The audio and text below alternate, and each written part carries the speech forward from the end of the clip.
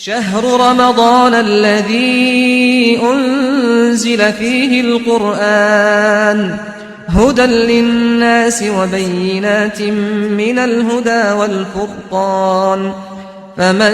شهد منكم الشهر فليصمه ومن كان مريضا أو على سفر فعدة من أيام أخر